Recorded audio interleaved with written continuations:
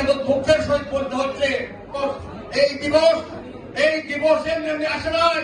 মহানগরের এবার রাজশাহী জেলা এবং উত্তরবঙ্গের উপকার হবেন।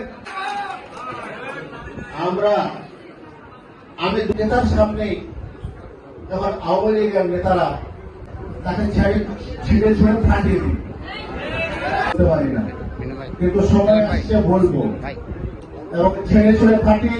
আমি আপনাদেরকে বলে রাখি, আল্লাহর রহমতে তারেক রহমান সাহেবের অতএব কেবি বুকিং করার আমি আজকে মন্ত্রী এবং এমপি করে আমরা থাকতে পারিনি। আমার একমাত্র সন্তান 3 বছর আগে 15 বার 2 লক্ষ টাকা খরচ করতে ছাড়ে নিয়ে এসছি। একমাত্র আল্লাহ জানে। ফোন করলাম মিনু ভাইকে, মিনু ভাই আমার ছেলের এই অবস্থা, বলে ভাই ছেলেকে সাবধানে রাখ।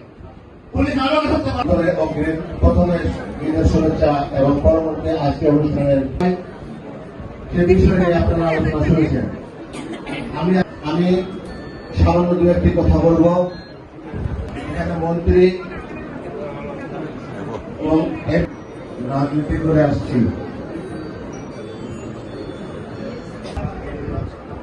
চলে গেছি। আমাদের এখন আপনারা অবস্থা বর্তমানে খুব খারাপ। চাউল বলে গেছেন যে ভাই আমরা ভুলে দাঁড়িয়েছি, তাদেরকে আমরা অত্যন্ত শ্রদ্ধা করে তাদেরকে আমরা পাশে রাখতে চাই, সাথে রাখতে চাই। আমি আবার শ্রদ্ধা সেন স্মরণ করছি। খুবই কষ্ট করে এই দল প্রতিষ্ঠিত হল রাজশাহীতে। বাংলাদেশ জাতীয়তাবাদী দল, শহীদ জিয়ার তারেক রহমান সাহেব, এই 3 জনই আমাদের নেতা। 2 জন শাহাদত গ্রহণ করেছেন, মারা গেছেন, আল্লাহ বেঁচে নেই। তারা আমাদের জাতি। যেদিন ফ্যাসিস্ট খুনি হাসিনা দেশ ছেড়ে দেয়, সেদিনই আমাদের সামনে চলে আসে যাদেরকে আমরা দেখতাম রাজপথে আমাদের ছেলেদের উপর, মানুষের উপরে বড় বড় সমাবেশগুলিতে ভীষণভাবে অত্যাচার করত। এটা আমরা জানতাম যে হেলমেট পাইনি, তারাই হেলমেট, মোটরসাইকেল হেলমেট প্রয়োগ করত।